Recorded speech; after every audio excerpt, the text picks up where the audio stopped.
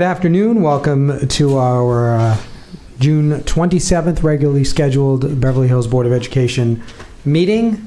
I'd like to call the meeting to order, and I would like to ask Mrs. Manicherry to lead us in the flag salute, mission and vision, and the pledge. Should we stand? Please stand.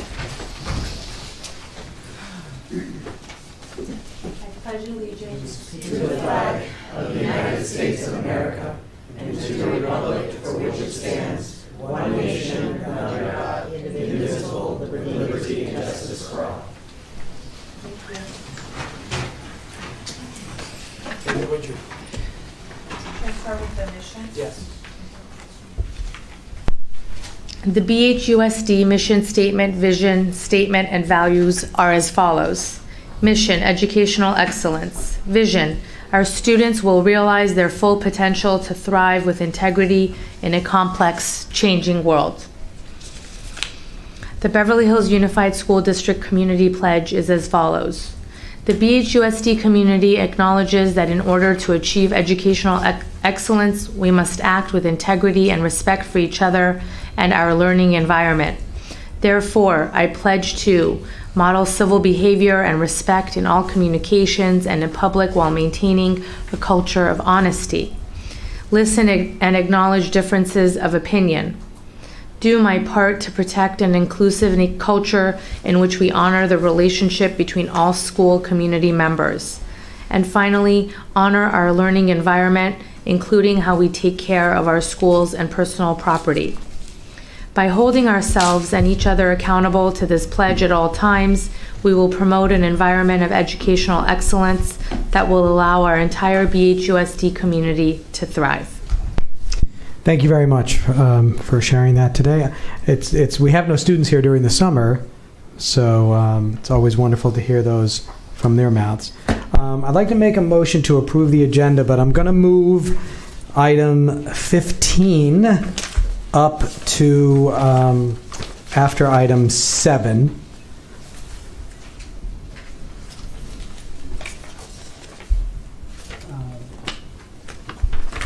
I need a second. I will second the motion. Okay. Thank you. All in favor? Aye. Aye. Opposed? Motion carries. Thank you very much, colleagues. Dr. Breggy, report of closed session action, sir? Yes, thank you, President Margot. The board has voted 5-0 in approval of the settlement case 22STCV 26477.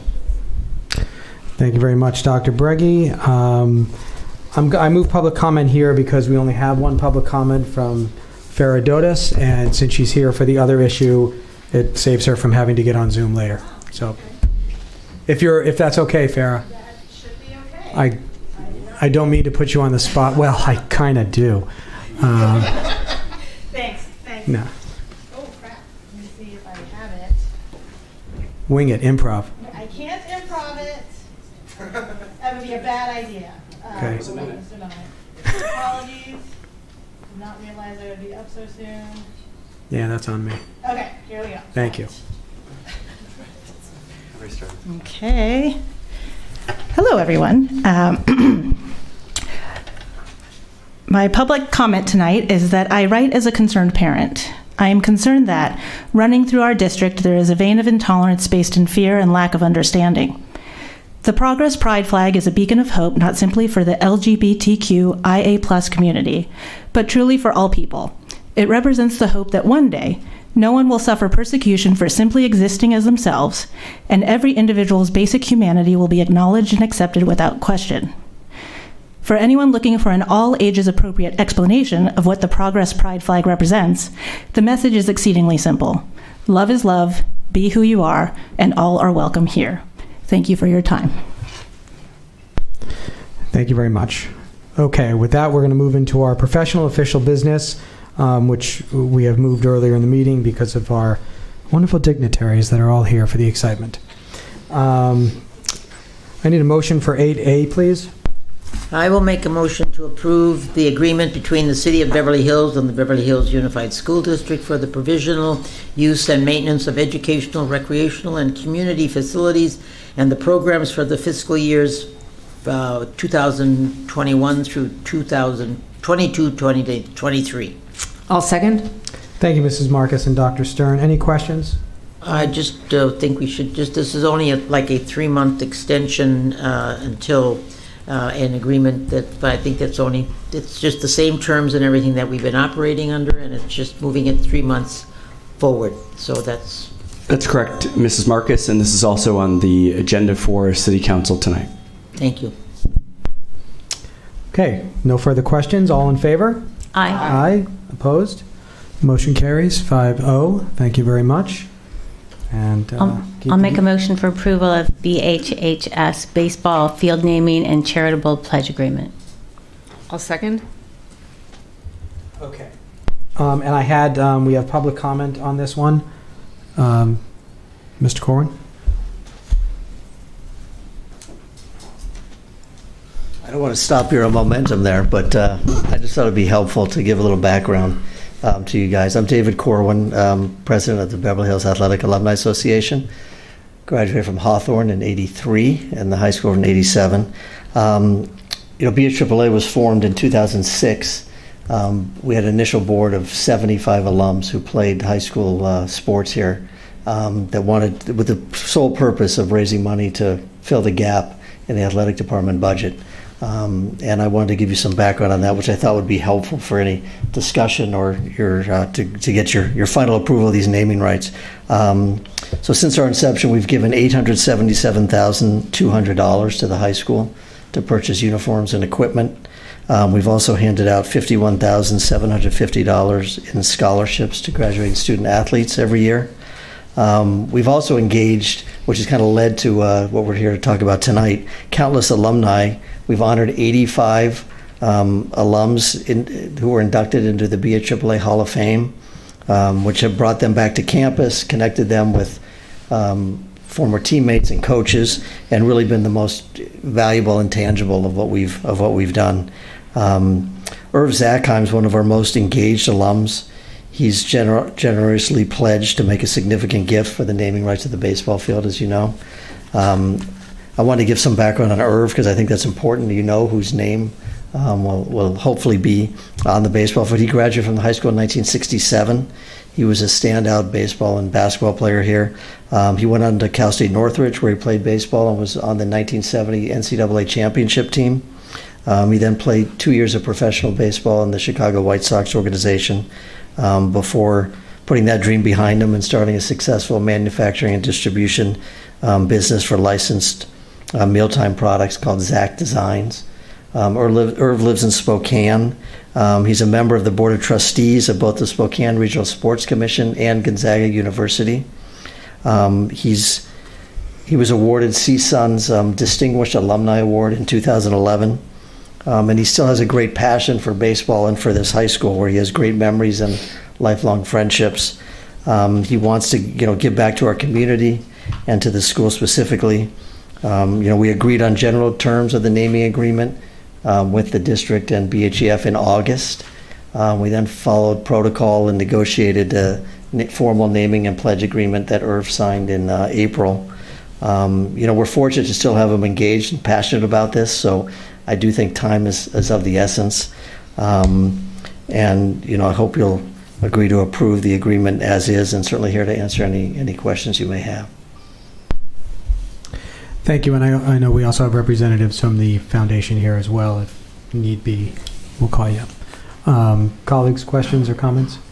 Sure. Thank you very much for your presentation, for coming up and speaking today. And I really appreciate all that BHAAA does and all that they've contributed and the mission of filling that gap. And it really has provided so much to our school community.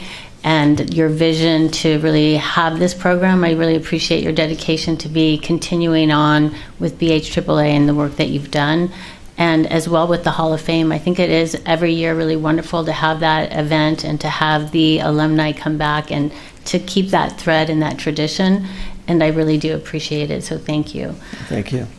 When we had our last board meeting and we looked at the different the different assets for the school and different naming opportunities, this was one of the only ones that was on the table, as there was already an offer there.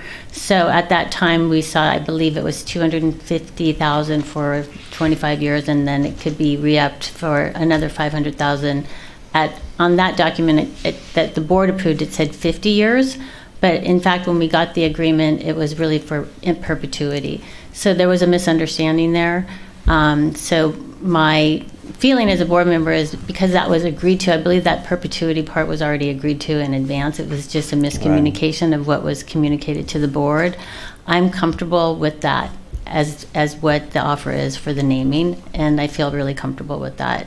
And I also really appreciate that Mr. Zackheim wants to do this and donate this money and name the field. I really appreciate that, and the work that you guys do to bring that to the district.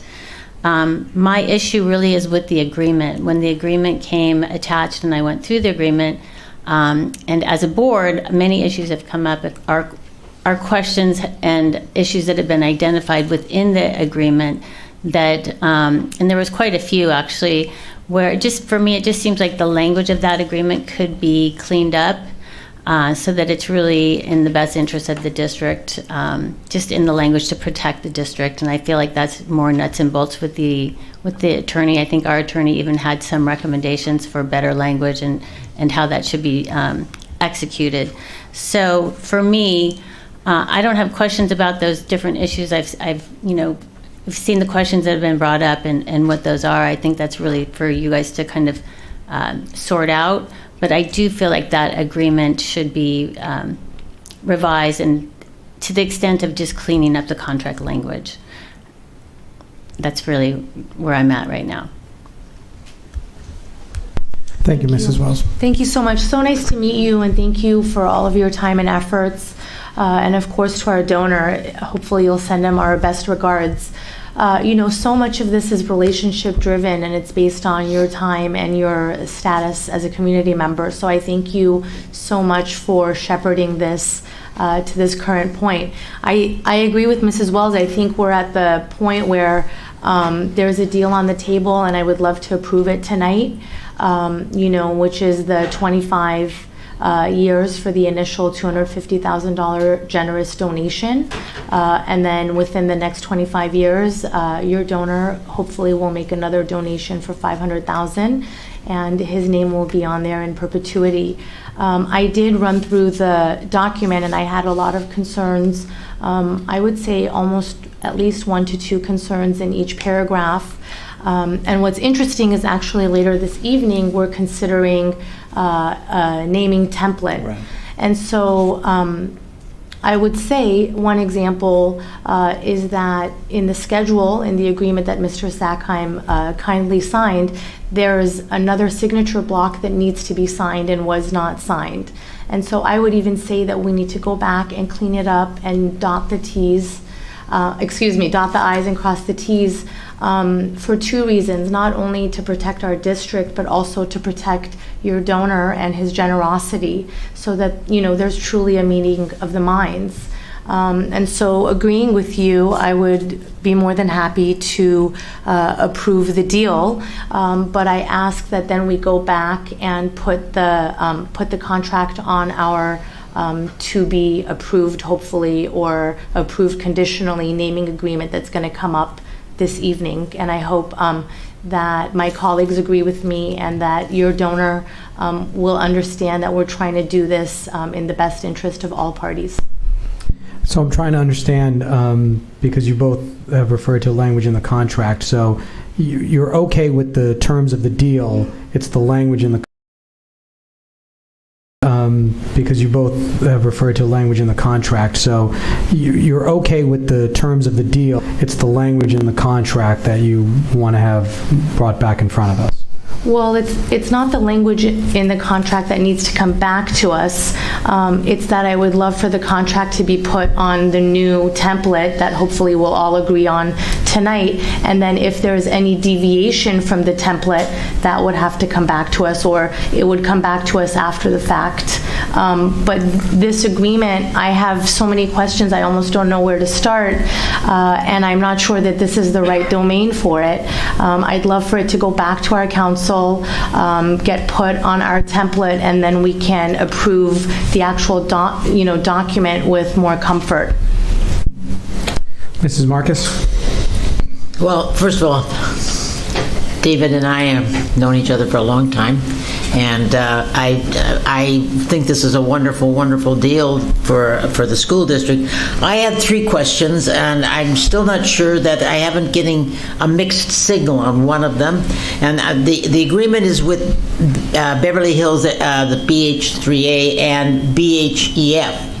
That's first and foremost. It doesn't say anything about BHUSD in there at all. It's just this is between BHAAA and BHEF. The second thing is that I had a question, and I approve of this whole thing. I just need these questions cleared up. Who's going to get the donation? Is BHEA giving it to BHEF and then BHEF giving it to us, or is BHEA giving it to us directly? That was the next thing I had in mind. I didn't know that. And then the next question I had is does BHEA have jurisdiction over how we spend it, or is this a jurisdiction of BHUSD? So those are the 3 questions that I had, and I'm totally in approval of the whole thing because I love the idea and I think it should be done, but those questions have to be answered for me. So, Mrs. Marcus, at the end of the first paragraph of the agreement, it does include the district, BHUSD, okay? So you know that it's between those entities and the district. So I wanted to give you that answer. Okay. I'll let them take the other ones. Mr. Margo is correct. The agreement involves both BHAA, BHEF, and the district. To answer your other question, the funds go to BHAAA, who will then, according to their own bylaws, contribute to the district in the sports realm. That's really their jurisdiction. There was a third question. How it will be spent. So that would be basically decided by BHAA, by their board. By Beverly Hills Athletic Association? Yes. Alumni Athletic Association? That's correct. Historically, I was looking at some of the other agreements. Is it going into an endowment and then you're leaving out a certain amount of funds for other one-time funds, or is it going into an endowment and then from those funds, from the endowment, you'll determine what dollars get spent for the district? Right now, the plan was to create another endowment and to be able to use the distributions from that to continue to support our programs. And historically, when you decide how to support the programs, is that with the principal and the athletic director and BHAAA in deciding where those we needs are? We collaborate with Tim, and he receives requests from his staff, kind of ferrets out what he thinks is appropriate, then comes to us. And then you determine the gift. And we approve, I don't know, 90. I don't know if we ever haven't approved anything, but I'm really grateful for that. Thank you. And just to clarify, though, so it works the same way with BHEF. Right. So because we sit down, we have that communication with BHEF. We meet monthly, but we go over budget needs, we go over district needs, and then we talk about how that money will be donated. I'm just circling back to the agreement on this one. I did have a question about the in the agreement that was provided, that it could also be provided as stock instead of as cash. And I did raise some questions about that just while we're bringing up a couple specific issues. That's one specific issue that I had questioned about in terms of there was no language in there talking about how do we guarantee that or verify that the value of the stock, is it blue chip stock, or what grade is it, and how is it valued to be of equal value, and if we need to liquidate that, is there a tax consequence or to whatever other conditions may happen down the road? right. I can speak to that. in our mind, it was pretty simple. I mean, the stock's going to have a clear market value, and it would be liquidated immediately. I mean, we're not interested in any market risk, so that's just somewhat common for donors because there's some tax benefit on their side. So, understood. There's not a lot of detail in there, but it was just that's how it wants to be given to us. We'll just immediately make sure, and that was a request from his counsel that was approved. I want to talk about when everyone's through talking about sort of process, which is, I certainly appreciate all the voice support, but it's getting to the point where it's very frustrating. Our understanding was 2 weeks ago this conceptually was approved, and that tonight you were going to approve the agreement. We all along followed protocol and negotiated an agreement with BHEF, who's your representative for naming rights. So our assumption was that everything that's being put forward and agreed to on their behalf has already been blessed by the board, or they're working within certain parameters, and this isn't going to be approved 4 and 5 times. Like I said, this has been a 10-month process. I honestly don't know how long we can keep him engaged and enthusiastic about this. I mean, all I hear and see when you talk about redoing the agreement and getting it to conform with a new form agreement and going back in the comments is time and risk that this is not going to happen. So I think we should, I don't know the best form for addressing the specific needs and concerns about here. I mean, the stock pledge is one, which I think is pretty simple and straightforward. If there are others, I'd like to talk about and do whatever's necessary to get this approved tonight, because I don't know that he's still going to be there if this is another month or two down the road. Right. I mean, we're going to be at a year since this agreement in principle was agreed to by us, the district, and BHEF. It was the end of August. By the district? But I don't think Dave by the looked district. Not a formal approval. But this didn't even come to us until the last meeting. Well, we got the agreement. and look, I appreciate that you're reviewing the process to be able to streamline the stuff going forward, but all we've done is go out and get 3 of the biggest gifts in the history of the district, for the Condheim building, the swim gym court, and now this. And we follow whatever we've been told to follow. We haven't been able to have a direct line for approval and negotiation with you guys, because our understanding is that the domain for naming rights is with BHEF, which is fine, but that's required us to go through a certain process, which we followed to a T and negotiate over months in agreement that now is being renegotiated. And I'm just concerned that from this donor and potential future donors, and from us eternally, that we're just putting up roadblocks and making it difficult to give incentive for these things to continue to happen if we can get this to the finish line. So I don't know what the answer is. I mean, it's a whole nother discussion probably, but maybe there's just a through line on naming rights for athletic facilities, and we can deal with that directly. I don't know. Not that BHEF has in any way gotten in the way, but it's just an extra step. And here we are going along that process, thinking that we were agreeing to something that everyone's already agreed to a certain degree. And now we're going to have conversations again about all the language, and we're going to have to go back to them and say, look, the agreement wasn't approved. We're going to have to go at this again. You have to pay your lawyer more money to review it. And everyone is supportive and agrees and wants you to give up to $750,000, but we're going to continue to drag this out and make an issue over some probably fairly insignificant points. So I don't know how we get from here to there. I look to you for that, but it's really not a great perception that's being created. I would first of all like to apologize for that process, and I am listening to and I'm hearing your frustration about it, and I apologize for how this process has gone. As a board, we really just saw this agreement from the last meeting, so we weren't aware that of this agreement being something that you were waiting to get approved. We knew that there was an offer on the table, and that what was communicated to us, quite frankly, wasn't even the offer that it was, as I mentioned, because it was communicated as ending after a set period of time, not in perpetuity. Right. So I don't know how that happened. There's one signed agreement. Right. So I apologize to you. Sure. I don't know how that happened exactly either, except as a board, from where we sit, we agree that on what that general term of the deal would be, and we thought, that was fantastic. And then we received the agreement, and the agreement was different.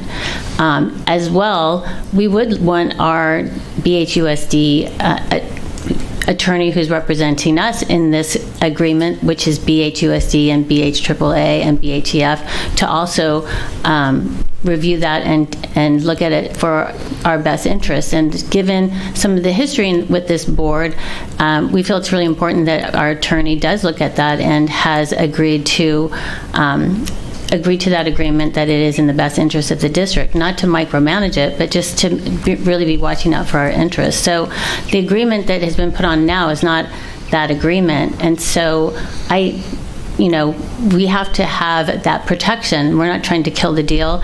And certainly, I apologize for whatever process has gone on here before. We weren't part of that process, and so we're trying to streamline everything and make it very turnkey. We're not trying to create a problem for you, and I don't want to create a problem for the donor as well. And we all want the same thing. We all want the best for the school, and we want to provide these opportunities for the school, and we're really on the same page there. Unfortunately, the process that you've gone through with this has been frustrating, and I apologize for that. But from where we sit as a board, this is the information where we're at, and I think it's our responsibility to make certain that our attorney has agreed to what that is on that agreement and believes that it's in the best interest. No, look, I completely understand that. I want to move this along. Rochelle, did you have anything else? No, I'm fine. Okay, Dr. Stern? I'm okay. Okay. My only concern as it stands is that we had a study session earlier regarding our athletic facilities, and right now we don't have a baseball stadium to name. Okay, so I'm a little concerned about the timeline listed in the contract, because that might all be paid out before we even have a stadium to put a plaque on. Is the design of the stadium welcoming to the plaque that the donor is looking for? We don't have that yet. So those are the unknown quantities that nobody can speak for as of this moment. Maybe in a few months, when the plans go back through DSA and are approved, we'll have a better idea of what the stadium is going to look like, finalized, because things change today. That's why I'm bringing this up. And the donor should know that. Not that there won't be an opportunity to name the stadium, I just don't know how it's going to look in the end. Understood. I think there's a lot of language in it that contemplates that and has timelines, and if it's not completed, substitute or give the opportunity to take the gift back. I mean, we all know that that's very fluid, and I don't think he has in mind some one location or whatever this is. I mean, he's very amenable to whatever that is. It's just that, again, that's just all I see is an extended timeline, and he's not going to be around. I mean, it's frustrating. If you guys are party to agreement, absolutely, your attorney should see it and approve it. How that didn't happen before we got here today, I can't tell you. I mean, that's a matter of flawed process that it sounds like you're going to try and address. It is. But we're kind of caught up in this, and I don't know how we keep this. I honestly don't know how we keep this alive. I mean, that's why I would suggest that we approve, like we did last meeting, we approved. Right, so it won't be any different than what you approved before, right? Well, 2 weeks ago. What we approved before wasn't perpetuity, so I would say that we would approve it in perpetuity, because that's different from what we approved last time, and that we just ask that they go back and clean up the contract. And that we ask that they do it quickly. So what we we put a focus on it. What we could do is amend the motion on the floor. Because I don't want us to make this painful, and I don't want to, you have my commitment that we would try and move this quickly. I don't want to get into minutia on it, but I do want to know that we have the protection of our attorney looking at it and approving it. So I think what we could do, since we have a motion on the floor, we can amend the motion on the floor to say that it's approval of the terms of the agreement pending the final language in the contract that comes back to us. So at least gets the ball rolling with the semi-approval. Could I just ask one thing, which I think would be helpful as far as timing? You're going to, subsequent to this discussion, approve it sounds like trying to approve a form agreement or something. I don't think it would be beneficial to go to that agreement and it's going to start over. I mean, hopefully council can take the agreement that's been agreed to and make any changes they feel are necessary or appropriate. That's reasonable. If we're totally going reasonable. back To reflect the approved agreement. Right. If we're going back and starting over with some other form, No, I agree. all that is, and then I mean, agree. as much as you can, to identify next steps with specific timelines. Because look, we're going to, when I leave here, I'm going to be going to call him and trying to explain what happened, and want to be able to say, look, I know this is frustrating, but there's a lot going on that's outside our control, and they're trying to really get a handle and a formal process going forward to make this more smooth. My recommendation. But what is the timeline for that? Sure. I would recommend that we approve of the deal terms, and we make a commitment to you that our council will come back to you with no more than 5 comments on the pre-existing agreement, so that you don't have to worry that you're starting back at square one. So they will simply provide you an email. Our concerns are as follows. Maybe there'll be 3, maybe there'll be 4, but no more than 5, addressing our biggest concerns. Judy, I wouldn't put a number on that. Yeah. I would just make it, we're going to pass, That's we're going to fine, pass but we a can provide an template. open issues list so you don't feel I'm more that you concerned have about to- the time. Yeah, I was going to say, why don't we I put a think- deadline on when that will be furnished? If we pass our template after this, we give our approval to make sure that it's reviewed by council aligned with the template that we just agreed on, and then that goes back to them. Sure. If I understand correctly, he did look at it, so he's not, I think did. that we could give you a timeline and maybe commit to, it's a week turnaround where he can get back to you with those comments, and that then you guys can work on it, and that's for you guys to work out what those, what that contract language is. Okay, Raphael, did you want to say something, or are you just stretching? Sure. So we could definitely work with our attorney. I can work with the attorney to make sure we have any revisions. I would just need to figure out who you want me to work with as well, and we could get this done pretty quickly. That'd be great. Our next meeting is when, July 11th? July 11th. So we could have The it. goal to approve a we'd document have it by July then. 11th. So we'll approve a final document on July 11th? I just need to know who I could work with from the team. We'll make that clear. We'll come to you. Okay. My only concern, just to clarify, because and what I said is certainly nothing. It's something you need to abide by. But you were referring back to the template, and again, I just think that's going to be maybe the tenets of it, but we don't want to start over with another That's agreement. what I'm saying. It doesn't have to be the template. It has to be in a line of what we approve that addresses my colleague's concern. So Raphael will know, and And they're familiar with it. So yeah, everybody. I think it'll be a very quick turnaround. When we received it on the 21st, it went right to the attorney, so the attorney actually read that agreement, that pledge agreement. Can I recommend, though, that we have it before the July 11th meeting? I mean, is there a way to have our attorney? We can have a new. We'll do that right away. Okay. We'll have that, but I still want to give them approval pending the changes tonight, if we can. Right, but as to your point, it has to be to the document, not going back Yes. and reinventing the wheel Yes. of the template form. That's Understood. That should be rather quick because, as Dr. Beverly mentioned, we did look at it already. So Yes. we just need to. There are some suggestions, and so I'll be able to work with you. so. With the goal to approve it by July 11th. I would say before. I would say before that. We won't have a meeting. Until then. Mary, will you accept a friendly amendment to the motion to approve pending just to clean up on legal? Yes. Okay. Who made the second? Do you accept that amendment? Yes. Okay. Any other discussion? I want to clarify something. We're Okay. still passing, because passing the emotion right now on the floor, which is something that I want to see done. Okay? Yes, we are passing the motion based on the terms, but not on the final language. Which has, but that's That's for future contract language. ones. Yes, No, it's for this, No, it's for this one. agreement. For this agreement only, not the larger template that we will be using. We're not talking about the template. I Right. think that's what your Right, request has been. I'm agreeing that with- they take this right. agreement And and they clean work up on the the language in that contract Right. and Right. come back and we'll approve That that way as we're a giving the final. donor an official approval of the terms. I want the donor to have the terms that That's what knows they're that they're getting. approved. That's what they're getting tonight. Okay. That's what we're Okay. voting on. Okay. All in favor? Aye. Opposed? Thank you. Thank you. We'll get everything Thank fixed you, guys. up. I know you Moving understand, forward. but I just, Yes, and Yes. thank you for All coming the same tonight. I But appreciate it. I think it's fair to say that the initial concept of this only came to us maybe a couple months ago, and we just received this language very, very recently. So I know you've been dealing the with it for a agenda. long time. We have not. right. No, that's okay. So- That's another thing to talk about. To figure Right, that, and 'cause that's the we're- process we'll have to, Yes. well, we all would Yeah. like to streamline, Okay. and that's, I apologize, you got Thank caught in the you. middle. All right, Thank no, you that's very fine. much, Thank you, guys. and our thanks to the donor, please. Thank Like you. Sure. Judy had said.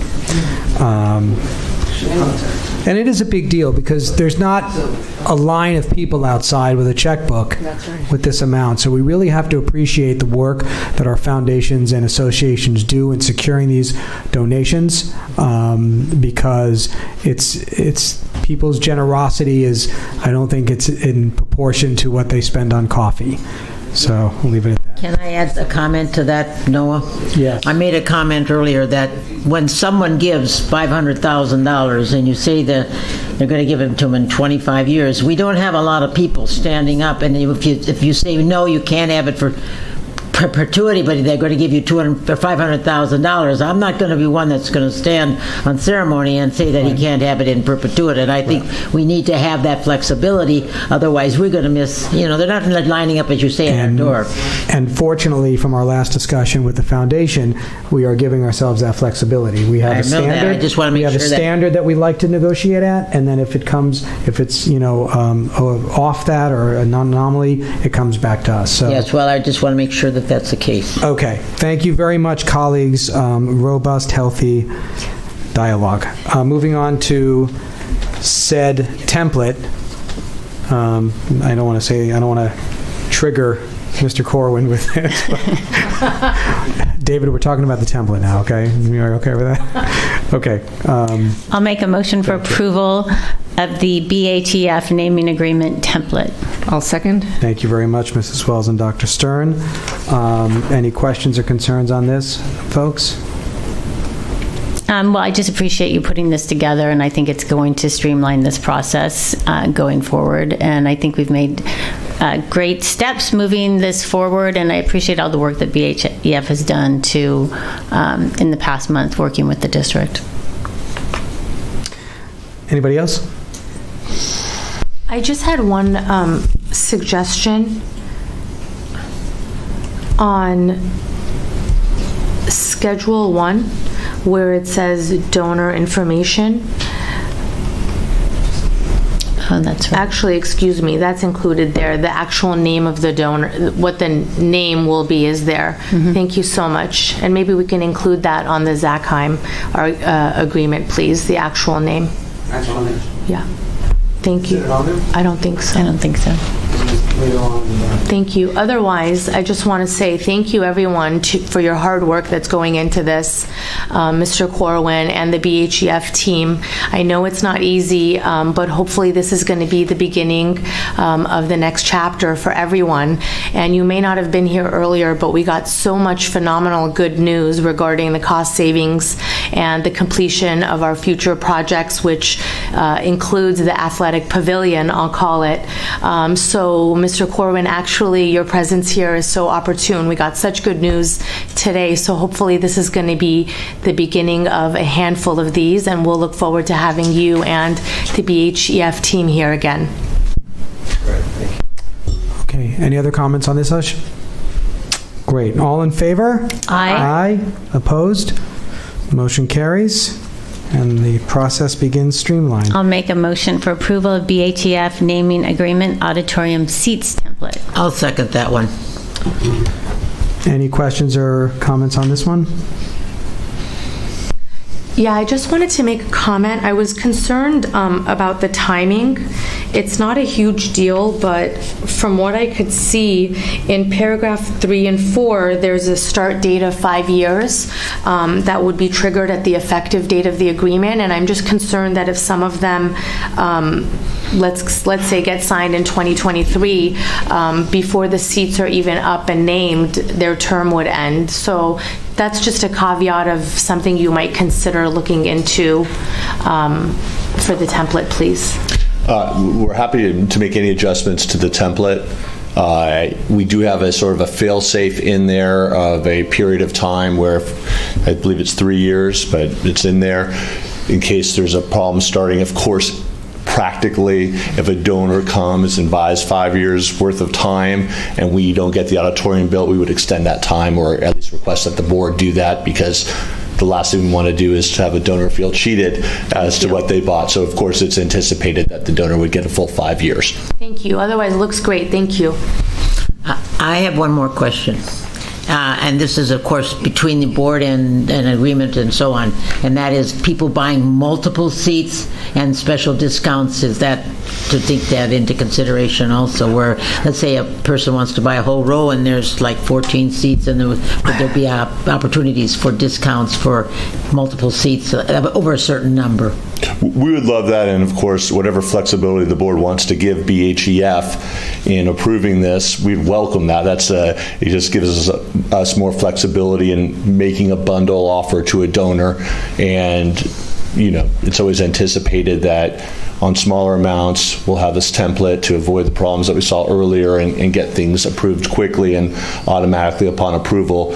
So if the board wanted to include that, we'd welcome that addition. That'd be a good addition.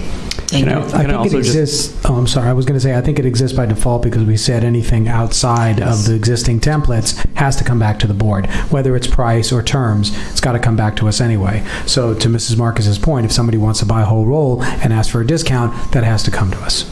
So it doesn't have to be in this template because it's going to come to us anyway. But the board may want to say for an amount, for example, less than $10,000 total, we have discretion so we don't have to, for minor donations, get official board approval, and it would be qualified under the template. But that's the board decision, and whatever you guys decide with, we'll run with. I would, because it's so subjective to the donor and the number of seats, I would have it come back to us. I don't think it's going to be an ongoing thing. If it becomes something that is taking up an incredible amount of time, we can revisit it, but let's hope it's a problem. Great. Right? Anything else? I have just one question. Would you be able to maybe provide us, I know that you or Farah or whoever is the president at the time meets with Dr. Breggy, would you be able to provide us a monthly update on the interest that you do have? Of course. Okay. And then also, do you think that maybe for the larger donations or just in general, you could adopt like a term sheet model so that there's just a clear meeting of the minds between the donor and BHEF and the district? So that way, instead of immediately us getting an agreement for review, in the monthly report, we're seeing that such and such family is interested in 10 seats, and just having an understanding, is it for 5 years, 10 years, just so we can get a flavor of what's happening. And then that way we can also avoid the issue that we had earlier today where, something has been percolating for a while and then it just comes to us at the last moment. And that way we just have a better feel of what's going on in our community. Generally speaking, we're of course always happy to provide, especially good news to the board. So to the extent we have someone who's interested, we're happy to update the board. It's not an issue. So my request would be the monthly updates and maybe a term sheet also, so that there's a clear understanding of what are the agreements being made. Okay. I have comment. Go ahead. I noticed that on the El Rodeo you have the word fields. And I just want to make a comment about one field in particular, and that's the soccer field. I do know that the AYSO is making a sizable donation to change that field to the tune of $350,000, and you've got that listed as $250,000. I would hope that since AYSO is doing that field partly for $350,000, that naming right be given first choice to them if they want it. For $350,000. Yeah, that's actually not part of the naming right. It's not? Mm-mm. Their donation is not part of that. Okay. Thank you, colleagues. All in favor? Aye. Opposed? Motion carries. Thank you, Foundation. Thank you guys for all of your hard work. I think we've moved this significantly forward, so much appreciated. Thank you. Okay. We're going to move on to the consent calendar. I'll make a motion to approve the consent calendar minus item B1. I'll second. All in favor? Aye. Aye. Opposed? Motion carries. 5-0. I'll make a motion for item B1, certificated personnel report. I'll second the motion. Thank you, Mrs. Marcus. I was asked for Dr. Breggy just to pull that for his comments, and I will call to a vote. All in favor? Aye. Aye. Opposed? Without B1. Yeah. Motion carries. Dr. Breggy, floor is yours. Thank you, President Margot. I would like to take the opportunity to make some introductions in our audience tonight. I would like for you to meet, if you haven't had the chance to do so already, Shannon Cabellis, who is our recommendation finalist to the board for Beverly Hills High School Assistant Principal. So, welcome. And in addition, a Horace Mann Assistant Principal, Yvette Walker. So that's called a reverse standing ovation. And we have a very, we've been very fortunate as we've reported at past board meetings over the last couple of years that we've had such a good candidate pool, and so and that trend continues, that pattern.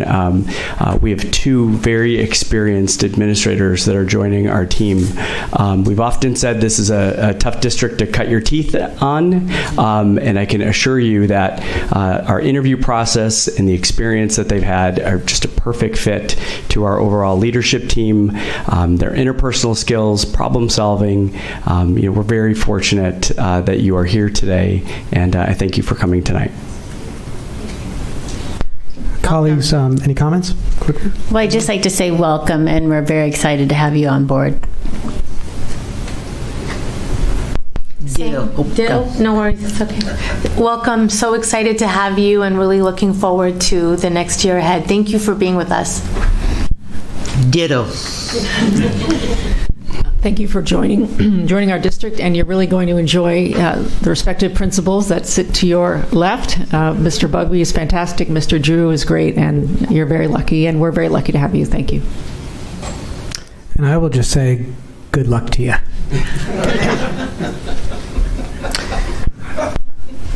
Okay, moving on. Reports. Dr. Breggy? Okay, so this will be surprising. So Ms. Starkins and I have spent probably over 15 hours on our CSBA awards, which are looking really good. We're very excited about them, but that is my overall report for tonight because that is what we are spending our time on. We still have 3 to go. 2 of them have taken close to 15 hours. Wow. So it's a lot of work, but it's kind of it makes us feel really good about what we've done and how we're able to share it. Can you explain again a little bit, just so viewers know what awards you're talking we're about? as part of our strategic plan, we are looking for the types of recognitions for our school district that are out there. Everything from like Teacher of the Year to even our own Board of Education. We are looking at 5 different awards: the Golden Bell Award, the Golden Gavel Award, and the which includes the Board Member of the Year, also the Governance Team of the Year, and it's a lot of information that you have to share. And we've experienced some technical difficulties on their end, and it's been kind of a labor of love. It's great to look at all that we've accomplished, and it takes experiences like this when you're putting that all out there. We've done it, and now it's just putting it in a presentable format that it fits the mold of what they're looking for. So we've got our work cut out for us. We're just canceling everything for the next couple of days so we can finish. It's much more extensive than what we thought. So that's really my report for tonight. But I also want to just mention that I had an opportunity to meet with Sophia Lifson, our new student board member, and we went and had some coffee and spent a few hours together.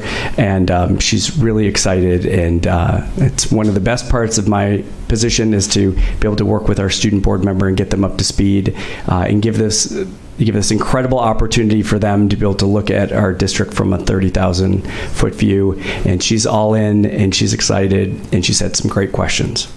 Great. So she'll start at our next meeting on July 11th. Thank you. Any questions or comments, colleagues? Well, I'd like to thank you for putting that time in for the board and for the Board Member of the Year. I really appreciate it, and as well for our other award categories. I think there's 3 other award categories that you're applying for. So 5 in total. And then I'd also like to remind the board that, and we should probably look into the extent of it, but for LACO, for Superintendent of the Year, as well as for another cabinet member, and I'd like to talk to the board about that as well. I think that's in July. July 21st, I'm paying attention. Great. Thank you. No comment, just ditto, and thank you for your time, and Rebecca's as well. Yep. I just like to comment that I think this is the first time since I've been on the board that we've ever done the CSBA awards, and I'm really thrilled that we're putting it out there now because I think it's about time. We've had a successful year and previously, but this is, I think we're ready to get the award because I think our group is doing fantastic. So thank you for all the hard work and for taking the initiative for putting us out there for the first time. Pat. So when I began on this board about 3 years ago, I learned about CSBA, which is something we talk about all the time. It's like our guru. So California School Board Association has a lot of guidelines and classes and certifications and ways to organize us. And I'm also told they actually audit us a little bit. Like every once in a while, our representatives sort of make sure we're all getting along and carrying out the business of the board. So it's great that they have organized this opportunity for recognition in a lot of great ways because our district's great and we're small but mighty, and it's wonderful to have the opportunity to really be recognized. So I thank you for all your work with the applications and submissions. Thank you. You're welcome. Part of our biggest challenge is, we've done so many things, is to how do you start to limit what you've done, because there's all kinds of regulations about, this question is, 150 words or less, or 250 words or less, and or a full sheet that you can add as a PDF. So we're just amazed at like all we've done, and then pulling that back together. So That's exciting. Thank you. It's a good problem to have. Thank you both for your hard work. I was going to bring up the LACO nominations as well, but we'll look at that on July 1st. Okay. No, kidding. No. It's a Saturday. I was joking. Anyway, thank you both. Moving on, we have our CBOC annual reports. Who is presenting? Hey, those reports are really exciting. You guys are going to be really upset. I know. I did give them permission to leave, so they're. Rebecca, are you able to pull that up? It's shared already, so if you just, when you get to the microphone, let KBEV know to switch the screen. Okay. It's shared. Sounds good. It's there, I promise.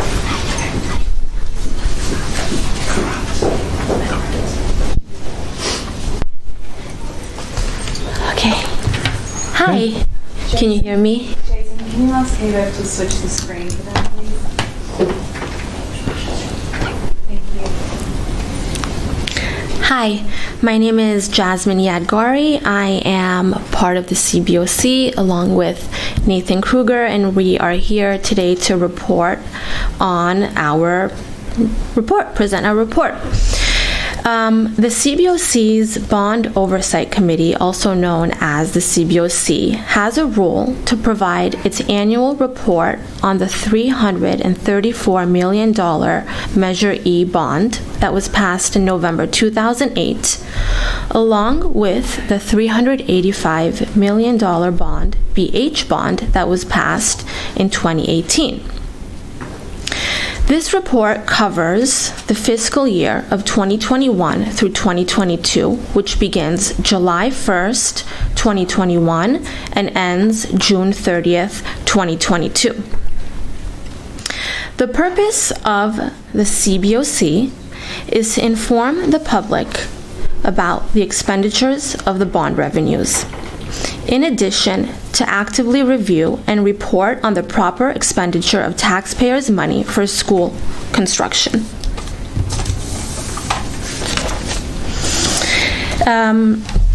The CBOC believes the following findings are material and should be disclosed to the public.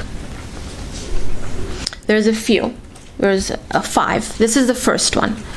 Contractor lien releases were available. However, subcontractor lien releases were not immediately available from the district. Absent detailed job cost documentation and subcontractor lien release documentation, the auditors were not able to validate whether billing to the district was compliant with the contract terms. The second finding. While the staffing plan submitted included some itemized details, it lacks clear alignment with staffing needs based on metrics such as number of planned projects, key activities, and anticipated construction activity. The staffing plan and supporting documentation used in fiscal year 2022 was unable to be located due to a transition in district bond program management and oversight. Therefore, auditors could not validate the appropriateness of labor types and quantities for TCDS.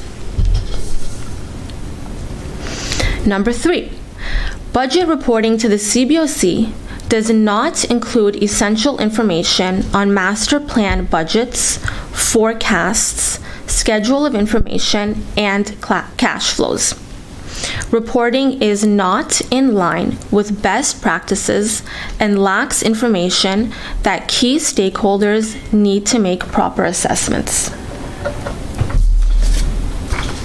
Number 4. Defined reporting protocols, training policies, and escalation procedures were not available for testing to validate that adequate controls were in place to identify, prevent, and detect fraud. And this was a significant finding because it was a reoccurring finding for the last 6 to 7 years. Number 5, last finding that we think is important. The bond program has a potential shortfall of about $130 million. Based on the updated financial section, the program had an updated potential shortfall of about $87 million, but no details were provided to document drivers for decreases from the prior projections, such as market conditions or scope reduction. So those are the findings based on Moss Adams' performance report that we believe is important and the public should be aware of these findings. In addition to the observations and recommendations from the financial audit and the performance audit, the CBOC has its own observations and recommendations. We believe that the district has made monumental strides in improving its management and tightening its oversight of the bond program. The CBOC's prior annual reports called out that there had been insufficient oversight of the previous bond manager and project expenditures submitted by Pro West. During the fiscal year 2021 through 2022, the school board and district made significant improvements in its management and oversight of the bond program, which will continue to improve spending and timing efficiency moving forward. For example, hiring new legal independent counsel to help with the support of reorganization and formation of the new construction program team by assisting in obtaining RFPs and RFQs, reviewing contracts, and requiring proper licensing from the bond manager. Also, deciding not to renew the contract with the previous bond manager. The board put the bond manager contract up for RFP, request for proposal, and hired Fondra Solari as the new bond manager. In addition, the reporting structure was changed so that the new bond manager reports to the district staff rather than the school board, creating more robust oversight and tighter approvals of expenditures at the standard market rate. Also, strengthening the district staff overseeing the bond program by creating the position of Construction Services Executive Director, which is dedicated to the bond program management, and filling it with Will Carrot. Did I pronounce that correctly? Yeah, okay. And hiring a seasoned Assistant Superintendent of Business Services, Rafael Guzman, to effectively implement these improvements. Also, the district called for an RFQ, request for qualifications, for Inspector of Records Services, and shortly thereafter the fiscal year, awarding a contract to the new Inspector of Records, Sandy Pringle Associates. Sandy Pringle Associates directly reports to the district rather than the construction manager, as done with the previous construction management team, ultimately providing more transparency and accountability for the district. Last but not least, creating a new position for District Director of Safety. Previously, the construction manager was responsible for both the construction program and security program with bond dollars. Creating a new position for Director of School Safety allows for segregation of duties, transparency, and accountability moving forward. The board ultimately hired Mark Mead to fill the position of Executive Director of School Safety. Overall, the CBOC is pleased with the district's actions in identifying issues and ultimately taking dramatic and challenging steps to reorganize and restructure the bond program team through the RFP and RFQ process, and paying for services at standard market rate. Yes, thank you for all of your hard work. It's quite an accomplishment. That's our first finding. Yes. And we really just want to commend the board. Thank you. Now for our recommendations. For the last 6 to 7 years, we believe this is very important. The district did not have a fraud detection program in place for fiscal years 2016 through 2022. Therefore, the CBOC recommends a forensic audit be performed. The CBOC recognizes and supports that in June 2022, the board approved to audit the construction of all projects overseen by TCDS, including the management programs, construction programs, and security programs, in response to the findings of the Moss Adams BHHS B1, B2 construction audit. A forensic audit could be costly, but when there's a shortfall of about $130 million, I believe this cost is justified. As reported in the current performance audit, there were no fraud reporting protocols, no fraud training policies, and no fraud escalation procedures in place to identify, prevent, and detect fraud. The CBOC recommends a forensic audit to be conducted on past expenditures from fiscal years 2016 through 2022, managed by the previous bond manager and previous construction management team. Thank you. Okay. Thanks, Jasmine. By the way, I just want to recognize Jasmine in doing the heavy lifting on this report. Signing up to read a 20-page audit and then summarize it is not anything anybody ever wants to sign up for. So thank you. Thank you. I'll just highlight a couple other key observations. I guess the first thing I'd highlight, though, is I know based on the earlier study session today that the budget gap is not $130 million, and there's been a lot of amazing work by Founder Solari and the team here to shrink that. But there still is a gap. So when we recommend a forensic audit, we recognize that the gap's not as big, but there's still a gap, and I think that there's a lot of potential misspending that might have occurred due to the lack of controls over the many years. So I know it's expensive and tough, but I would really want the board to consider it.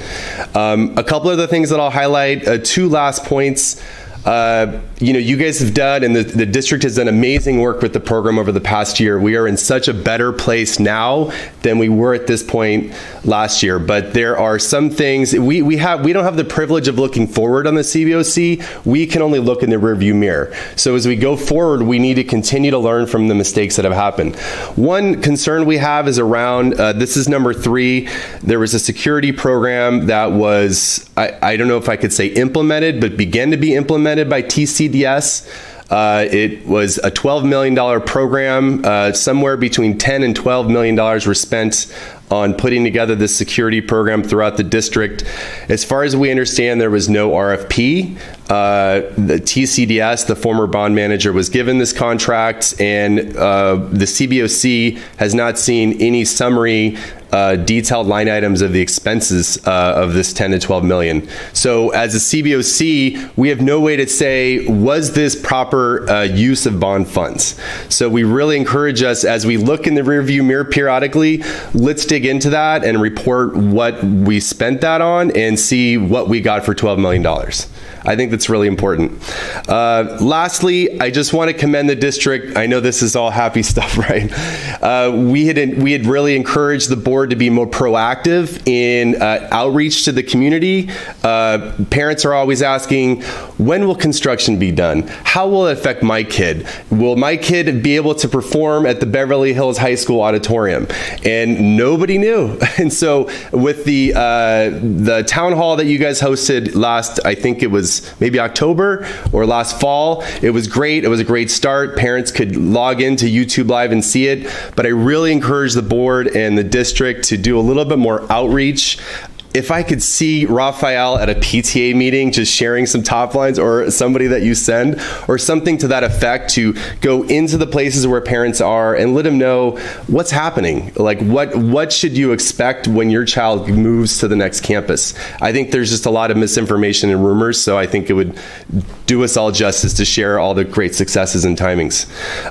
So that's pretty much the report. I'll just recap the key recommendations to finish up. We would want you to consider a forensic audit. I know it's tough, but I really think there'll be a positive return on investment with that. Really, we've got to implement fraud controls. After 6 to 7 years, we just don't have it, and I'm sure the team's working on it. A report on the security program that was implemented by TCDS, and just more proactive community outreach and updates. So that's it. Thank you for listening. Any questions?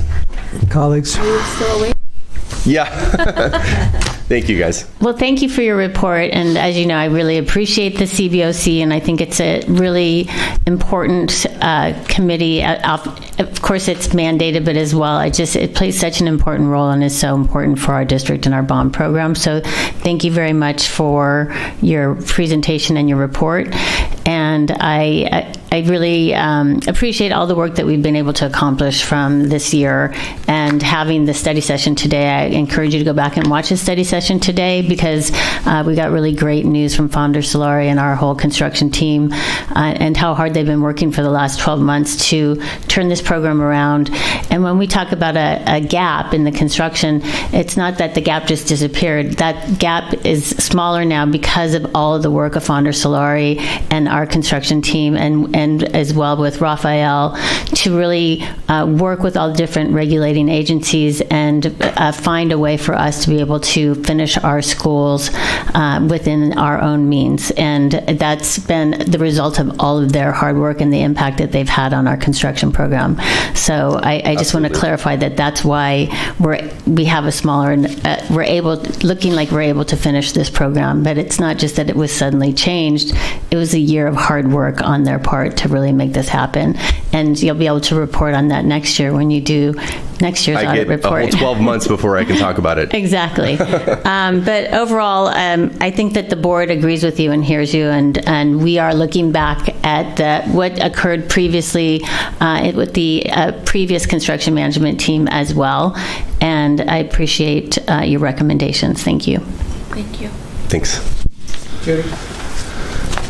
thank you so much. I mean, we're intimately involved in all of what you just described, but to hear it from your perspective is really a nice reflection. So thank you for your time and your care and your delivery, as well for your recommendations, which hopefully we can come back to the CBOC soon and advise you how we will be implementing them in some shape or form, so that you don't have to wait until next year at this time to be able to confirm that it's all being done. So really, thank you so much, and a thank you to all of our teams who have enabled the report to provide that monumental strides and progress has been made. I want to thank you for that wonderful, comprehensive report. Very understandable, and I know it took a lot of time to put together, and I want to tell you how much the board appreciates it. And I have to tell you that from the comment that you made about you're looking backward. In other words, unfortunately, from 21 to 22, we're now already into 22, and then the next one will be 23. But the idea of a forensic study or going back to learn from our mistakes so that we don't make them again. And I think right now we are in a very good place with the team that we have, that we really feel very strongly with, that you're bringing this out. But I think we are in a very comfortable position that you have made it possible for us to look at the possibility of that. But I think that I don't know if I'm speaking for myself or for the rest of the board, but I think we are very, very comfortable with what's going on, the way the changes have been made, and the things that you'll get to look at next year to see how they're going. But I do agree that going back and look for our mistakes so we don't make them again is a very important thing. And again, I can only tell you it was one of the nicest, one of the best CBOCs I've listened to in the years that I've been on the board, and I thank you again. Very, very nicely presented. Thank you. Jasmine, I want to thank you, and of course I love you, Nathan, but I really want to thank you. Congratulations. I know you have a new baby, so I can only imagine the amount of professional expertise you lent to us as a volunteer, and alongside having a baby at home, and I really thank you for that. I know how hard that can be, but as Mrs. Marcus said, it was very understandable what you had to say, and your recommendations are very well founded. I think that we are in really good shape. I think that changing the reporting structure was a big innovation that has really helped us. And then having Mr. Guzman has been amazing, and Will Karat, and of course Founder Solari. There is a level of transparency that feels very good. I think it's very unfortunate to look back since 2016 that there weren't the proper checks and balances. And I think that if you look at the money that was perhaps fraudulently spent or misspent, it's hard to swallow that, but at the same time to propose a forensic audit or something that would really look at it and either analyze ways in which that will not happen again, or at least find some way for reparations would be advisable, even if it's lengthy and costly. So thank you. Thank you. Thank you both for your presentation. Raphael, I have a question for you about the fraud controls as recommended by Moss Adams. Sure. Because these reports are so in arrears and we're already a year past the year being discussed here, has anything been done in regards to fraud controls as recommended? Yes. I'm happy to say there's a couple of things that have been done. One of the things is not exactly fraud related, but we've had a couple of construction audits that looks into that a little bit more closely. But specifically for fraud, we actually had our first fraud awareness training with our Founder Solari team. Anybody really that's touching the bond was in that meeting. They were with us. It was like about a 3-hour training session where we went over fraud, how fraud occurs, specifically to a construction program. So we did have that a couple of weeks ago. So were moving forward. Contractors and inspectors in on that meeting as well? They were not. It was just the district staff, Founder Solari staff. Okay. So people that we directly, managed, that I directly managed, essentially, were in that meeting. And so it was a really positive step forward. And we're just brushing up everything else to really accomplish where or be where we need to be for that protocol. Okay.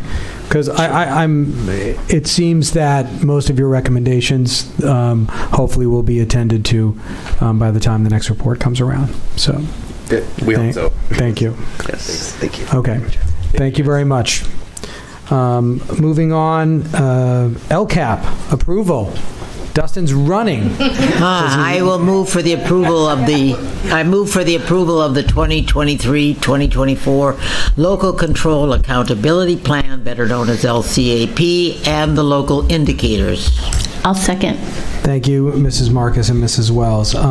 Did you have anything that you would like to enlighten us with before we probably going to approve it anyway, so. Well, I know. Just think about before any chance I get to take the mic, I want to take the mic. And any chance I could prevent that. I just want to. Oh, wait, you're the education person. Yes. So, I just want the BHUSD leadership and administrators make the recommendations for the Board of Education to approve our LCAP. I just want to remind the board, remember that our LCAP was created in 2019, so our strategic plan is much more robust and much more in detail. And so as you reflect on the goals, both in the indicators and the LCAP program, we do those plus so much more. And so I just always want to remind our community that if you have moved into our district from outside, from a different district that may be ADA, you might reflect on the LCAP and think that's just the only goals that BHUSD focuses on. And I want to recommend the community to always refer to our strategic plan, because our strategic plan takes the LCAP and puts it on steroids. And so that is our recommendation at this point for approval by the Board of Education. Figurative steroids. Don't say that around steroids. Any comments or questions, colleagues? No, just thank you, Dustin, for all your hard work. I really appreciate it, and I really enjoyed working with you. So thank you. Thank you. Agreed, absolutely agreed, and it's been such a pleasure, and thank you for educating me on education services all the time. I really appreciate you. I would like to thank you again, Dustin, for putting on such a comprehensive report, so thorough, and I'm going to quickly approve it. Yes, I wish to approve it as well. And then I just wanted to have a little bit of conversation. I know we haven't gotten the CASP scores yet for how we did over the past year.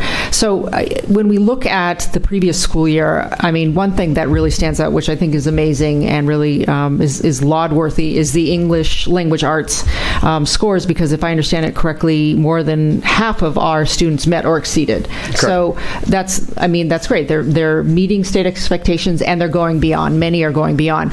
So then with the math, I'm just wondering if you have any predictions or understanding, because the math, most met or exceeded, but it looked like grades 6th, 8th, and 11th. There were some that did not, and we'd love to see that improve. But any ideas on how that's going to come out? Because I'm anxious about that. We don't. So it's a great question about CAS scores, anyways. Yeah. If it's okay if I take a second. So one of the things that we wanted to do was we signed an articulation agreement with Smarter, Balance, and Aries last year to be able to receive our test scores earlier. Okay. So that's why some people in our community have had access to some of their test scores. But an example is I do have a set of twins that are in 7th grade that one received their CAS scores and one we're still pending. So each day I log in and monitor it heavily and try to wait. At this point, it's a internal calculation. I do not have an overall percentage or a guesstimation. As they're coming in, I'm trying to kind of hand calculate in a sense. I foresee, we hope, by July 15th, in time for our strategic plan board study session. That's our hope. And if not, I'll at least be able to have had the education services team work on internal calculations for us to consider for the build for our strategic plan for the 23-24 school year. Because if you recall, last year, the state didn't release test scores almost until the end of September, and I wasn't presenting on them officially until October. However, we did use the baseline during our strategic plan creation from our calculations internally. meaning pulling every student's test scores and trying to figure out Right, but again, I commend you for for the English language arts. I assume will be as good, if not better. And I thank you for all the work you put into comprehensively looking at the LCAP and everything. I'm very enthusiastic about it. Thank you. Thank you. Thank you, Dustin. This is is it our template or the county template when we? So it's a template that we utilize. It's not the county template. The county uses a different format. So this is a system in which we purchased many years ago, doc tracking that we utilize for a lot of our different systems to keep them standardized. So you see both forms look identical. So not only are state indicators, but there are other forms out there. But this is the one that we feel the most comfortable using, and we feel it's most digestible by our community. And do you ever feel that there is language that can be added or subtracted, as the case may be, that could change outcomes, student success outcomes in these reports, or they don't allow really for that kind of information? They don't. It's pretty scripted in the sense that, like, if you look at the bottom portions of both all goals 1, 2, and 3, I have to specifically address certain deficit areas, success areas in the way that we're utilizing our funding. So I work directly with like Mary Lou and Maricela and Raphael on being able to align our funding directly with our educational goals, actions, and plans, and then how did we spend it, and did we spend it? There's sometimes that we hadn't spent it. So yes, there are certain guidelines that I have to stick within to make sure that I'm addressing exactly what the state and the county needs. Okay. I bring that up only because we approve this every year. It's more in line with budget and a general plan. As you indicated, it's our strategic plan where more important results-oriented goals kind of sit. So this usually gets rubber stamped every year, but because it's not really what's going to implement change. Correct. If we're looking to do that, this is not the place to do it anyway. Correct. Okay. And just to add on, everything that's within both of these plans was discussed with the Board of Education on May 2nd. Yeah. So everything in here is identified within our strategic plan, from climate and from climate in the state indicators to academic success. So each of those, everything in here is within our strategic plan and identifiable. And anybody in the community that wants to see the connection, I can always meet with them too. Okay. Thank you very much. One little comment. Go ahead. And anybody else make a comment? No, thank you. I just want to make one more little comment, and that is we approved a new evaluation tool about a month or two ago that's called the Northwest Evaluation Association. And as you recall, during the evaluation of the strategic plan, we were always trying to measure the growth of the students and keep them online and the things. And I'm depending on, I don't know how the results of the casts are going to be, but I'm hoping that this particular tool will help the students along the way as a new tool that we've adopted, because I felt that in the last year our tool wasn't quite as strong. We never really felt like it was difficult to know, but I'm hoping that this particular tool will really be the answer to helping kids during this course of the school year to keep up. So I wanted to mention that. Yeah, and I think the board for both iReady for the elementary and then NWEA MAP for the secondary. Actually, today I met with the middle school math teachers, and that's exactly our discussion. Half the day spent on just the assessment calendar of being able to do the diagnostic in the fall and having that baseline data for all 6th through 11th grade students, that we have that common data to have those discussions on our blueprint of how to make change. So that was something I didn't feel comfortable with last year. For some reason, I didn't think that we were on top of it. Yeah, we just didn't have the tool in place. We utilized a different system, Renaissance R360, that didn't give us the information that we needed to make sure that we were moving in the right direction. So thank you. Okay, thank you, colleagues. All in favor? Aye. Aye. Aye. Opposed? Motion carries 5-0. Thank you so much. And now moving on to 12A. 12. Oh, yeah. I make approval of the 2023-2024 budget.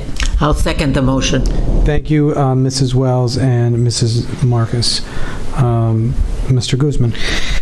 Thank you, President Margot, board members, and members of our community.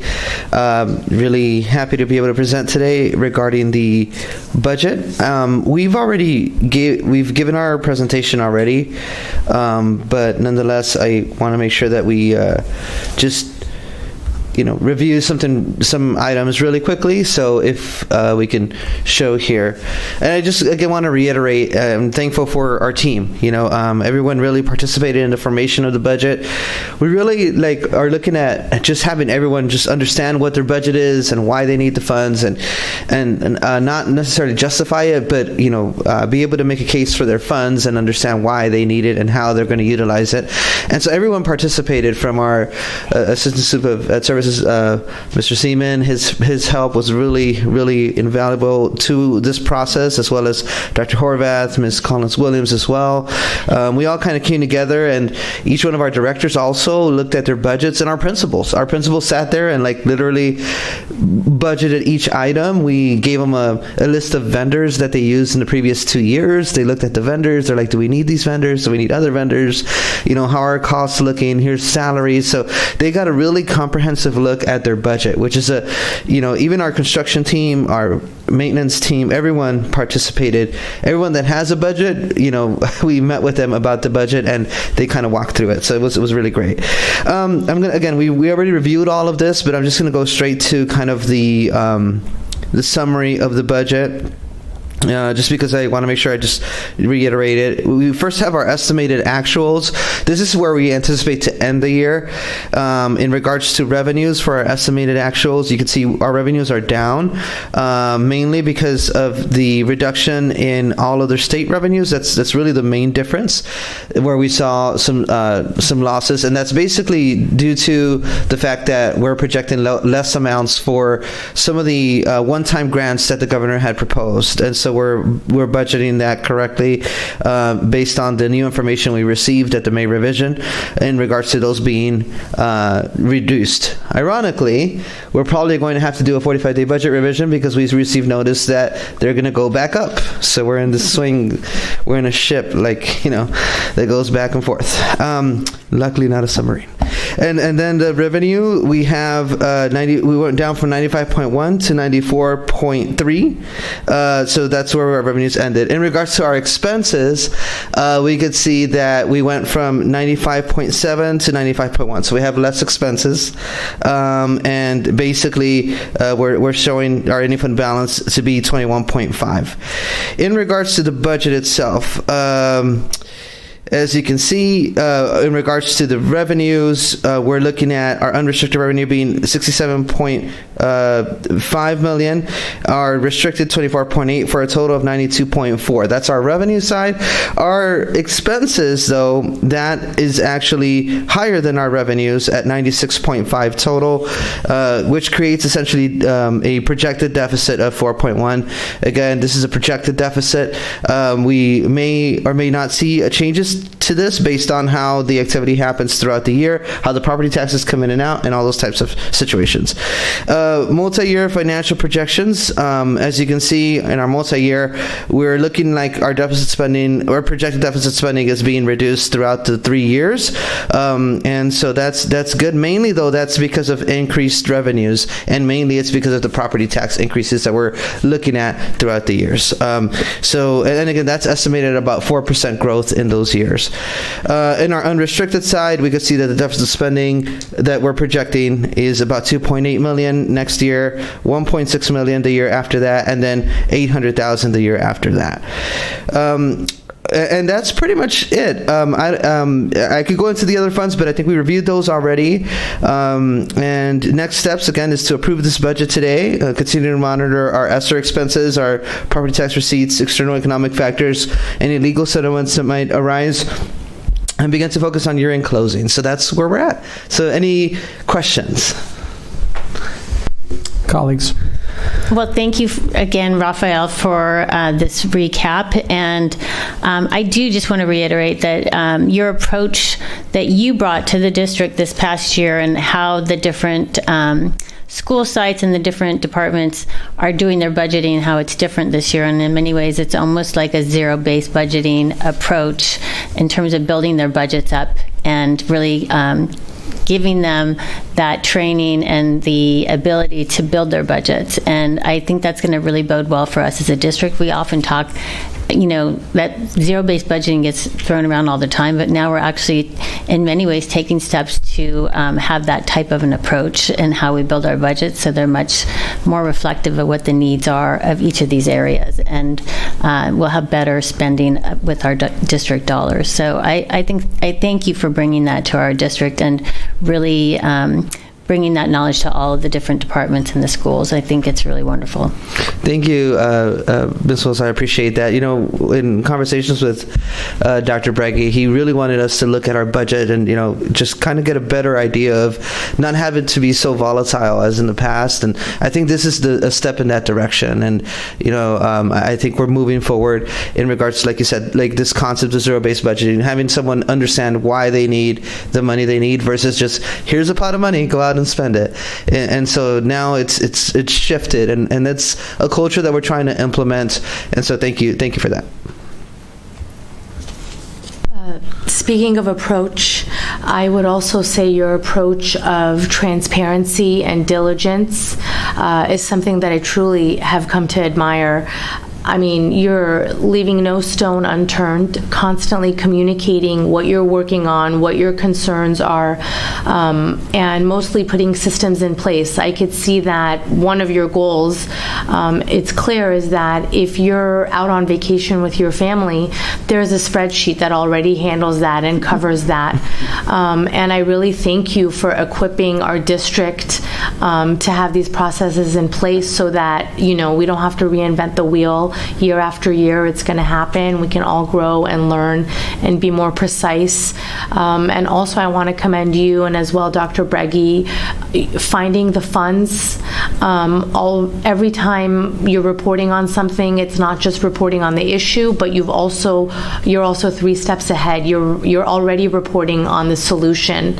And thank you. It's an inspiration, to work alongside you. I appreciate you. Thank you. Thank you very much for those words. Once again, Raphael, thank you for that very fast report. We did get it before. We've had a chance to look at it, so I appreciate it. I don't know that it's changed very much since the last 2 weeks that you presented it to us. I think the one thing that I've taken from this report, and I'm very serious about it, is that we might have to tighten our shoestrings a little bit. I noticed that $4 million loss coming up is not very comfortable. I don't feel very good about that, and tipping into our reserves. And I know that we're going to have to try to figure out how to deal with that in the next year and year after that for the multi-year projections. But I, again, thank you for heralding our department and working with you. And again, a good report. Thank you. Thank you, Ms. Marcus. We really appreciate that. And to your concern about the projected deficit, again, it's a projection, and sometimes, at least in the district, what I've seen is just this volatility in receipt of revenues. I do anticipate things changing a little bit because of the one-time funds not being there anymore. That allowed some of those things to happen. But I think we do have sufficient time, and I think that's what the purpose of the multi-year projection is you see something ahead and you try to navigate around that, and eventually and that's what the budget is designed to be. And I'm thankful for the finance committee. I'm thankful for their support as well in designing that, and of course my fiscal team too. But I think our essence, essentially our goal is to guide us to eventually get to that no deficit spending and help us continue to build reserves. Well, I hope we can, because that's very strong and very important to me. Yes. Thank you. I want to add all the points that my colleagues made, your professionalism, your expertise, but you also always have a smile on your face. Mm-hmm. Thank you. And that's tough in these times. Thank you. Thank you. Thank you, Mr. Guzman. just to reiterate my mantra that I always say since I've been here, we've always had projected deficits. We've never had deficits. So hopefully we will continue on that path. One of my biggest concerns is our legal expenditures, and if there was a way to really brainstorm and try to put a control on that, because it's across the board, and we can't help when people take action against us. We have to deal with that, but we also have to think about, perhaps after what we've been going through this last year, are there any skeletons left in the closet? Are we going to have to batten down any more hatches for future legal expenditures, large expenditures, or can we kind of rid ourselves of some of this and really do some kind of planning on how to reduce those expenditures in a systematic way that allows our departments to utilize the counsel they've already received and to perhaps not run to council with everything.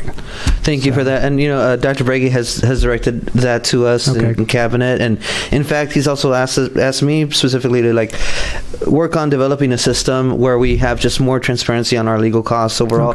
We're in that stage right now of getting all that together, but definitely legal expenses is a big focal point for us.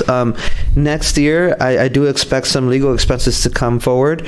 Once that materializes, your deficit might look higher, but then you just have to understand, right, that's because of a legal settlement. So we'll be very clear about how that works, but we are working on that system, and I'm really excited about it, actually. We should have it up and running here in the next few months. If we focus a little bit more in the two areas, and we have done such a remarkable area with deferred maintenance right now, I think it's deferred maintenance and legal expenditures that are always the unknown variables in a budget this size. Yes. And I think if there's nothing we can do about it, then we throw up our hands. But I think we can address it in a systematic way that helps us in the future with both those. And I think we have been doing it with deferred maintenance by kind of looking at our systems, examining everything, roofs, mechanicals, everything like that, and then planning accordingly. So that's kind of where, but they are unknown variables. Anyway, thank you very much for following through with this. If there are no other comments, I will call to a vote. All in favor? Aye. Opposed? Motion carries 5-0. Mr. Guzman, while you're here, the next 7 items are all, I believe, county related, and I wanted to know if these have to be voted on separately or we can bundle these. On some of them we have to vote separately. Then I'll leave it as separate votes. That. No, I'll leave it as separate votes. Okay, so moving on to 12B. Okay, I will move for the approval of Resolution 2022-2023-027, authorization of year-end appropriation transfers to be made by the Los Angeles County Office of Education. I'll second. Any questions? Okay. All in favor? Aye. Aye. Opposed? Motion carries 5-0. Thank you very much. Item C. I move for the approval of Resolution 2022-2023-028, authorizing temporary interfund cash borrowing for the 2023-24 fiscal year. I'll second. Thank you, Mrs. Marcus and Dr. Stern. Any questions? Thank you. All in favor? Aye. Opposed? Motion carries 5-0. Item D. D, approval of resolution. I move for the approval of Resolution 2022-2023-029, temporary transfer from the school pools fund for the 2023-24 fiscal year. I'll second. Thank you, Mrs. Marcus and Dr. Stern. Any questions on that one? All in favor? Aye. Aye. Motion carries 5-0. Judy, you want to take the next one? No. Okay. Okay, I will move for the approval of Resolution 2022-20. Did you say no? Yeah. She did. That's what I thought. Before I make that, I would just like to make a very quick comment that I know that when I first got on the board, these all came up, and I asked questions about why these were so and so on, and I didn't know anything about them, and so I know that I noticed that my colleague here had the same questions, and I thought to myself, sounds like me when I first came on the board, these particular items, and I didn't know what they were, so maybe that's why she doesn't want to read them. Yeah, I'm coming along. Okay, so we're on number E. Approval of the resolution 2022-2023-030, authorization for interfund transfers for the 2023-24 fiscal year. I'll second that one. Any questions? No. All in favor? Aye. Opposed? Motion carries. Okay. I move for the approval of Resolution 2022-2023-031, delegation of administrative authority to process routine budget revision adjustments and transfers for the 2023-24 fiscal year. I'll second it. Thank you, Dr. Stern and Mrs. Marcus. Any questions? All in favor? Aye. Opposed? Motion carries 5-0. I move for the approval of Resolution 2022-2023-032, targeting use of Education Protection Account EPA funds for 2023-24 fiscal year. I'll second it. Thank you, Mrs. Marcus. Any questions? All in favor? Aye. Opposed? Motion carries. Thank you very much. And H. I move for the approval of Resolution number 2022-2023-033, California Statewide Delinquent Tax Finance Authority. I'll second. Thank you, Dr. Stern and Mrs. Marcus. Any questions on that one? All in favor? Aye. Aye. Opposed? Motion carries 5-0. Thank you, colleagues. Thank you, Mr. Guzman. Thank you. Go forth and enjoy your transferring and pooling and all that stuff. 13A, please. Make a motion for approval to release retention on Amendment 8, Site Accessibility and Utilities Module to Pro West Constructors. I'll second. Thank you very much, Mrs. Wells and Dr. Stern. Any questions on that? Terrific. All in favor? Aye. Opposed? Motion carries 5-0. I'll make a motion for the continuation of existing interdistrict attendance permits pursuant to board policy and administrative regulation 5117 for the 2023-2024 school year. And we have to set the permit cap at 0.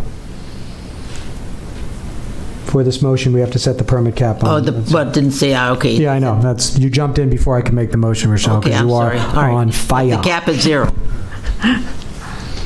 So we're going to move. I'm just going to, let me phrase it. I'm going to rephrase it for you, Rochelle.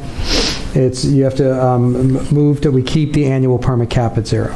Well, why don't you go ahead and make it then, since you I move to keep the annual permit cap at 0. I'll second. Thank you. Any questions? Okay. Thank you very much. All in favor? Aye. Opposed? Motion carries. And we have our meeting reports and communication from our colleagues. Mrs. Wells.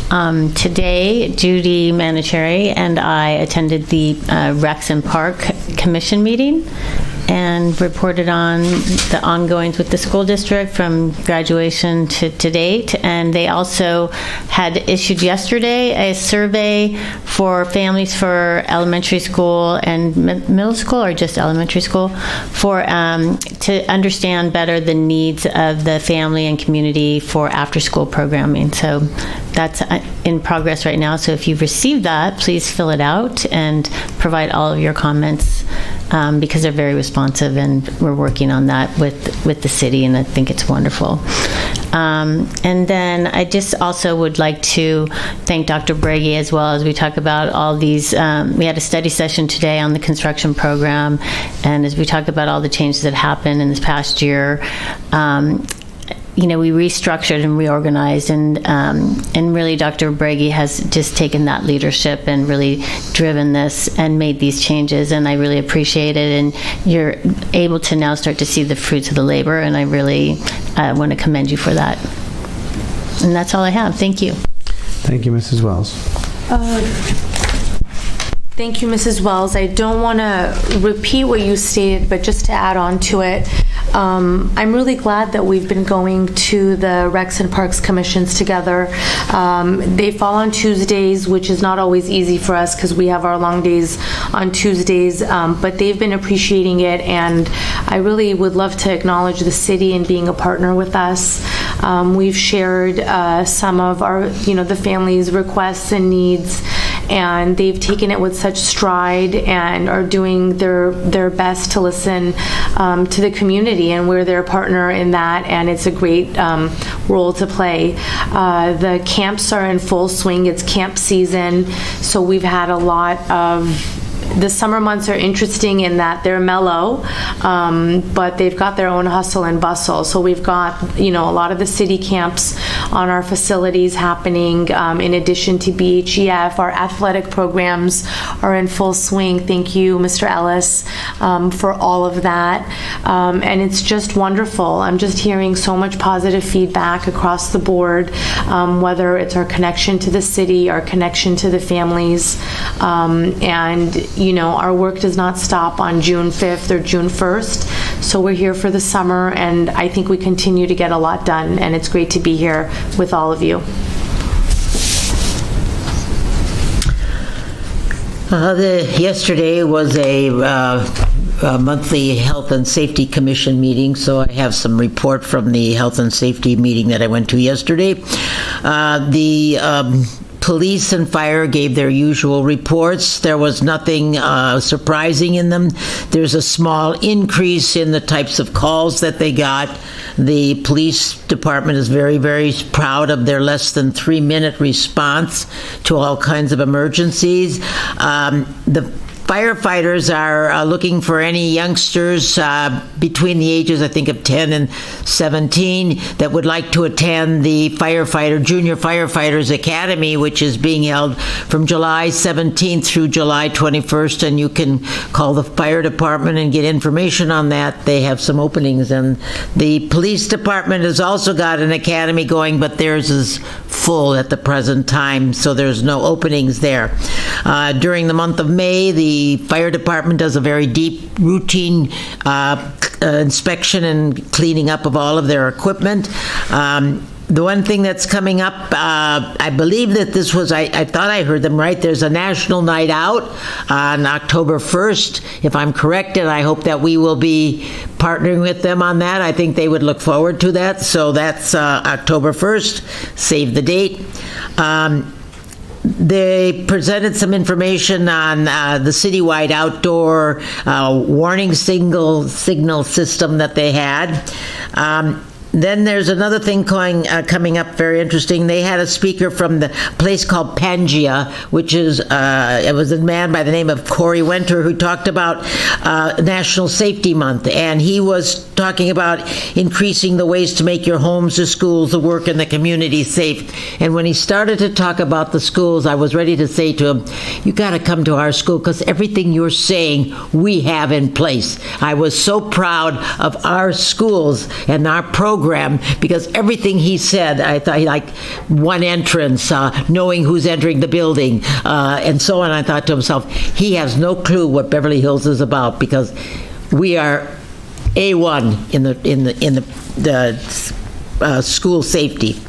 Then there was the human resources. I hope, are you going to say something about human resources? Yes. Okay, well, just the comment that they're going to have a mental health wellness day on September 10th from 10 to 2. And the only thing that I'm going to say about that is that they are forming an ad hoc committee, which they would love the school district to partner on. So if anybody wants, we can, maybe members of the community, the panel or whatever, want to join. They're looking for school board, our school people, to join them on the ad hoc committee.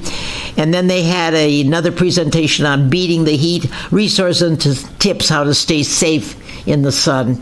And that was their that was my report on the only thing I would like to say, I was reading the CSBA daily thing, and they've been talking about the cybersecurity that they're passing through the Senate.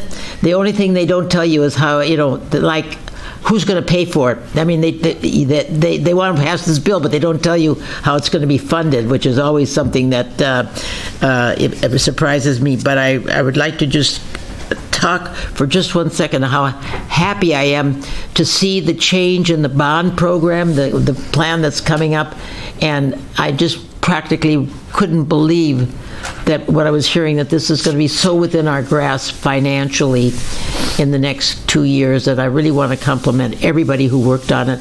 It was wonderful. So thank you. And I'm going to Minnesota again. Have to go visit my roots, so I'll see you. Have a good trip. You going, like, right now? Well, no, not quite right now. Okay.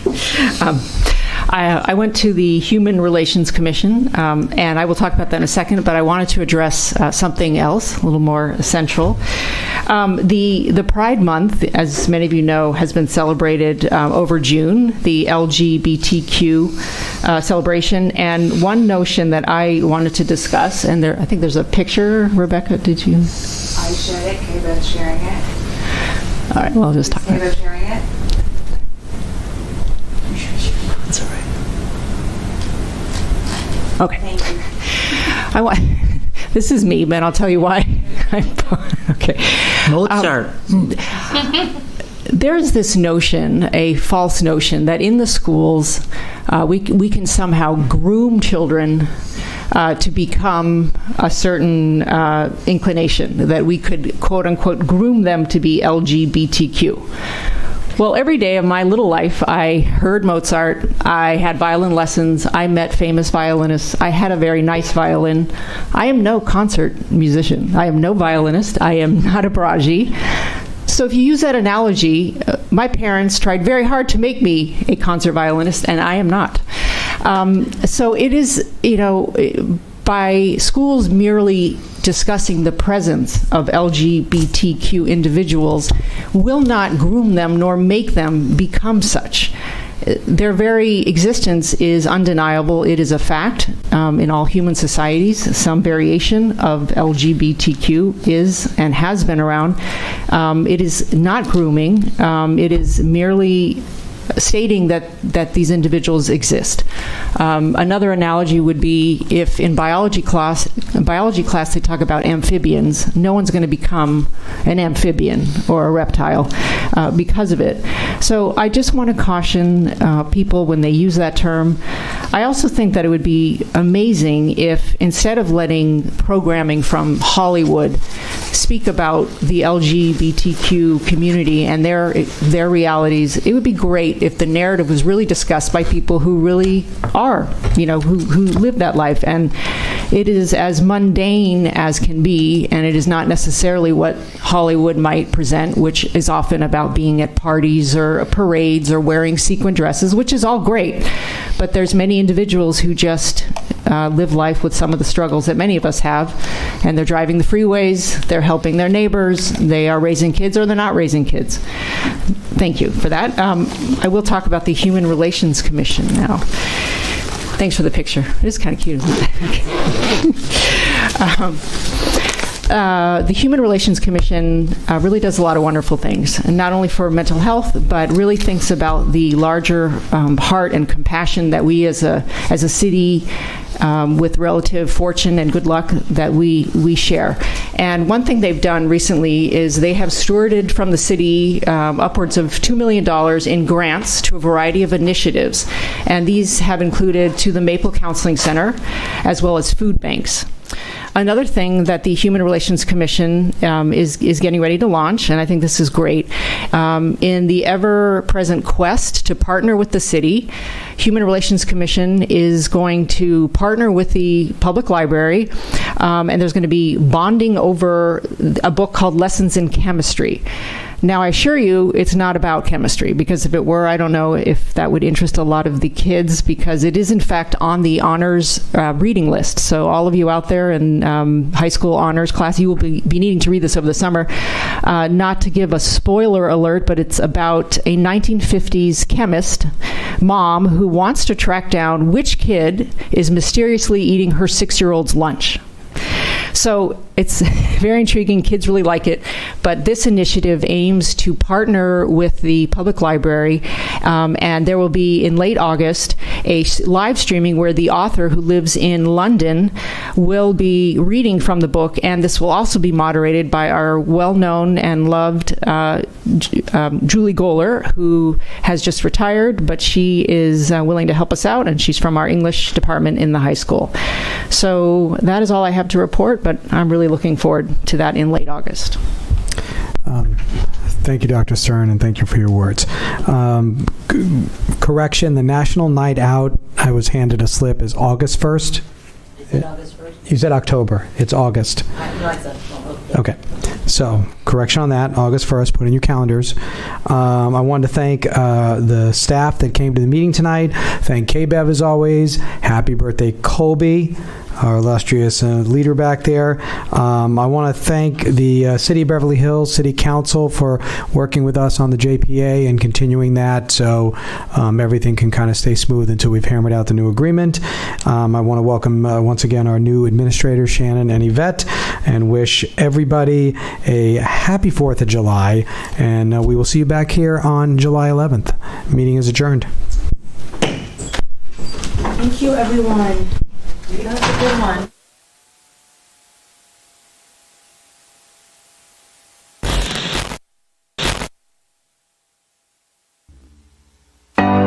Shine bright like a diamond.